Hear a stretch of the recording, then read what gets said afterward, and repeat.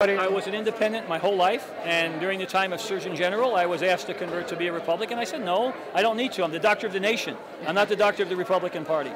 Recently, I did change my status to that of a Democrat because I'm running as a Democrat, and the reason I'm running as a Democrat, the issues that are important to me, if we look at immigration, we look at women's issues, we look at the middle class and poverty, those are all issues that the Democratic Party, I think, has embraced and share my values, and I share their values. On the other side, I was not in agreement with many of my Republican colleagues as how they would deal with the border, how they deal with women's choice issues. So it was a better fit for me to be a Democrat. How do you differ with Republicans on how we deal with the border? Okay. Well, depending on which Republican you talk to and what day it is, because, you know, that's been a shifting sand. But most of them, many of them, want to deport everybody who's here. They want to build big fences. Some of them want to put electric fences up on the border. My sense is the DREAM Act, a path to citizenship that Senator Kennedy, President Bush, and others advocated is the way to go. Do you support what the administration did as far as suing on 1070 and getting parts of that law? I was not a supporter of 1070. As a police officer working in southern Arizona for over a quarter century for the sheriff here and as a deputy sheriff, there were, most of my colleagues, when we spoke of this, 1070 didn't do anything for us.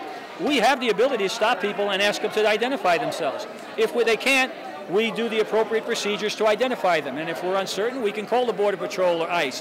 So 1070 really created a burden for us because it really put a barrier between us and our communities who trusted us, and now they saw us as immigration officers.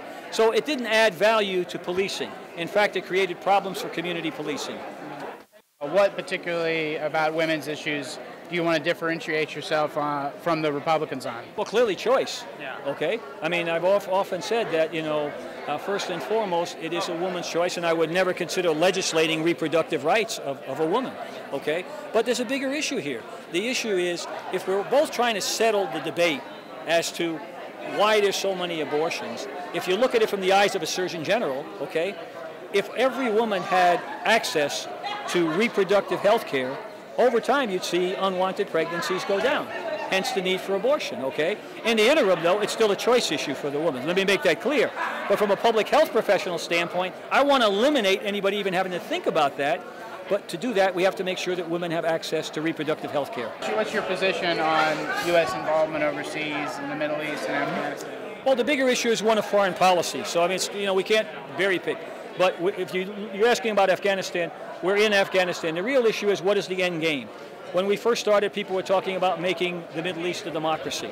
That's a failed value proposition, at least in the short term.